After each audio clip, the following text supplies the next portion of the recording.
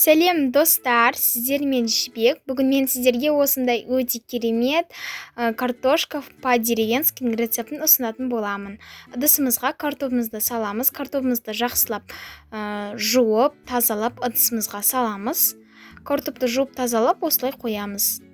Енді бөлек осындай кастрюльге алып, кастрюлькенің қақпағын ашып, дайын болған картошкаларымызды осылай ішіне салып шығамыз.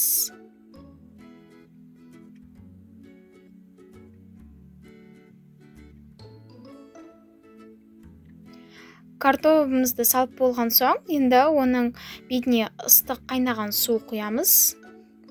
Картопты толық бетін батып тұратындай қылып құямыз. Енді оған татымына қарай тұз қосамыз. Көз мөлшермен жеткілікті етіп қосамыз. Одан кейін тұз қосып болған соң, қақпағын жауып, орташа отқа қойып, шамамен 30 минуттай шамасындай пісіреміз.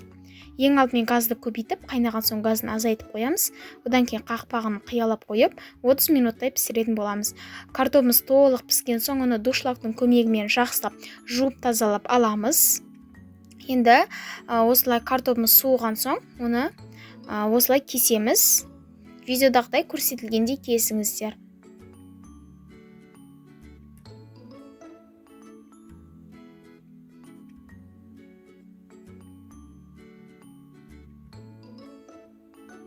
Картоптарымыздың барлығын осылай тураймыз. Бөлек ыдысымызға салып қоямыз.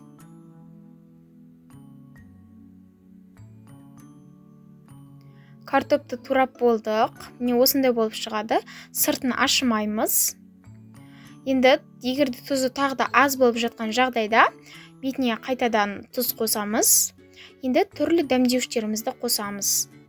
Мен қандай дәмдеуіштерді қосқанымды, яғни приправаларды описанияға жазып кетем, сол жерден көрсеңіздер болады.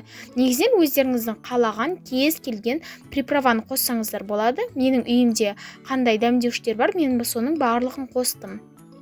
Енді бетіне азғантай сұйық май қосып жібереміз, қатты көп қылмаймыз. Немесе сұйық майдың орнына оливковый масломен де алмастырсаңыздар болады, яғни зәйтүн майымен де алмастырсаңыздар болады. Енді барлығын осындай табаға орналастырып қоямыз. Астынан пергамент қағазын немесе фольгантты төсесеңіздер болады. Енді 230 градуста қызып тұрған пешке шамамен қызарғанша пісіретін боламыз.